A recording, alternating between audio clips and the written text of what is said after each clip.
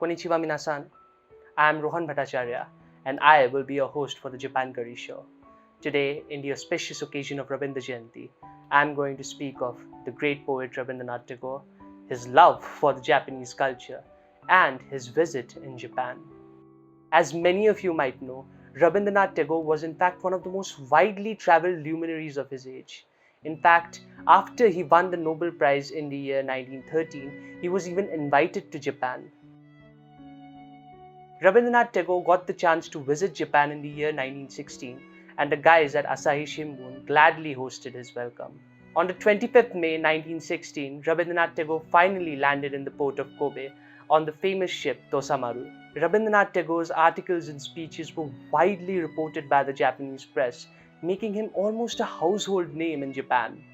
Now guys, this wasn't the end to Rabindranath Tagore's beautiful Japanese journey. In fact, he visited Japan twice more in the years 1924 and 1929. Many of you might not know this, but Rabindranath Tagore had in fact visited Japan 5 times because he had landed in the year 1916 and 1929 as transits to his other voyages. It is also worth noting that throughout his visits in Japan, he made friends with and visited numerous Japanese folks. In fact, he also met the Japanese Prime Minister alongside numerous artists, writers, musicians, and so on. Throughout his visits, Rabindranath Tagore's belief strengthened that Japanese art was in fact a symbol of peace and harmony. In his book Japan Jatri, Rabindranath Tagore had also mentioned that even the most fiercest of Japanese warriors knew how to write beautiful poems and were very much interested in art of flower arrangement. It is widely believed that beauty is in fact the most crucial element for strength, and many say that Shantiniketan's quiet and peaceful environment is a result of that belief.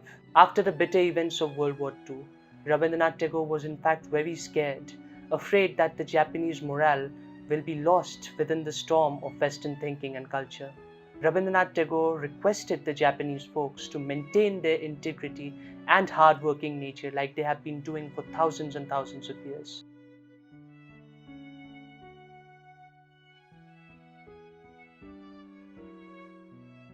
Minasan, arigatou gozaimasu. I hope you liked today's edition of the Japan Curry Show. Do tell us down in the comment section what you are doing today in the occasion of Rabindra Jayanti.